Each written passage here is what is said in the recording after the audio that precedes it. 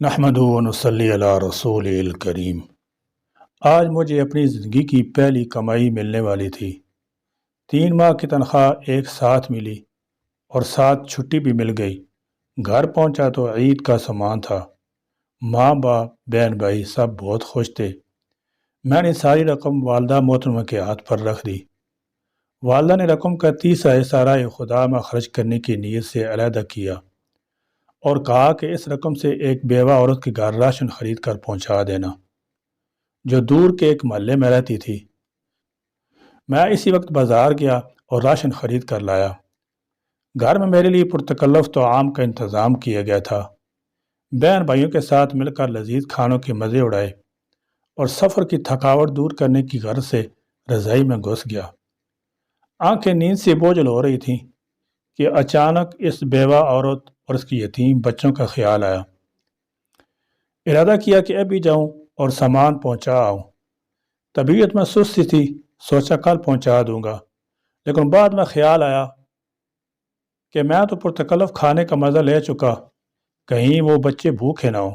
اسی وقت لحاف کو دوسری طرف پھینکا اور ایک چادر اوڑی، تھیلا کاندھے پر رکھا اور اس بیوہ کے گھر کی طرف نکل پڑا۔ شدید سردی تھی، دھند بھی زیادہ تھی اور بھاری تھیلا اٹھانے میں بھی کچھ دقت ہو رہی تھی۔ کچھ دور محلے میں اس عورت کا گھر تھا۔ اس کا شوہر مزدوری کرتا تھا اور 4 بچے تھے۔ ایک ناگہاں حادثے میں شوہر کی موت ہو گئی اور اب اس کے یتیم بچوں پر دست شفقت رکھنے والا کوئی نہ تھا۔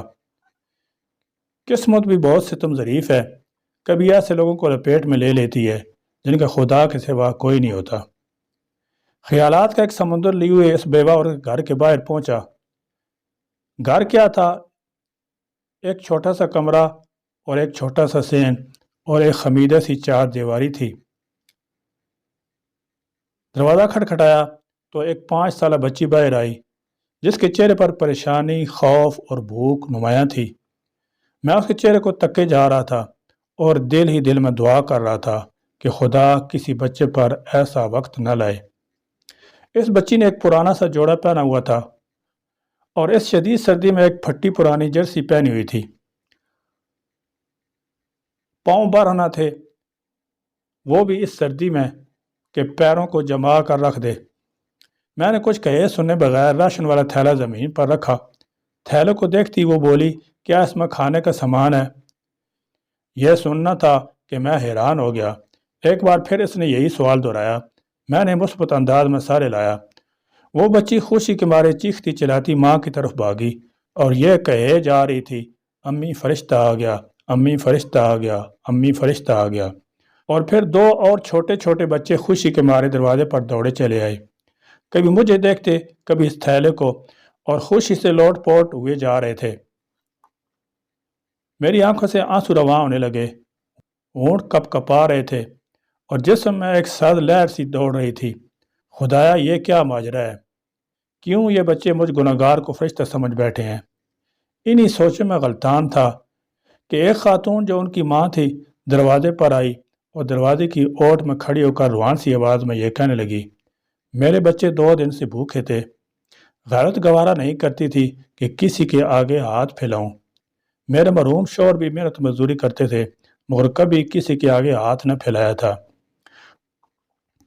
ان کے چلے جانے کے بعد ان بچوں کی دیکھ بھال کرنے والا کوئی نہیں۔ رشتہ داروں نے ہاتھ کھینچ لیے ہیں اور محلے والے بھی مدد نہیں کرتے، مگر کبھی کبھی آپ جیسے نیک دل لوگ مدد کر دیتے ہیں۔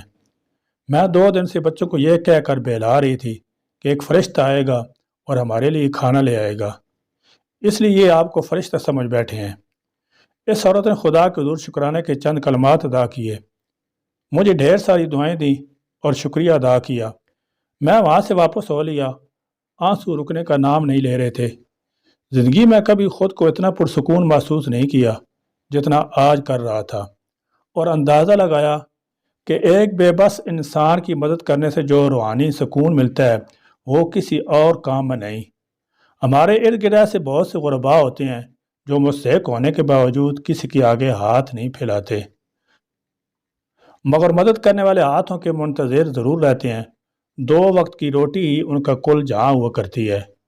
ایسے لوگوں کی مدد کرنی چاہیے، چاہے وہ ایک وقت کا کھانا ہی کیوں نہ ہو۔ گھر آیا تو ماں نے پوچھا، بیٹا اتنی رات کہاں چلے گئے تھے بنا بتائے؟ میں بے ساختہ بولا، فرشتہ بننے چلا گیا تھا۔ وما علینا الا البلاغ۔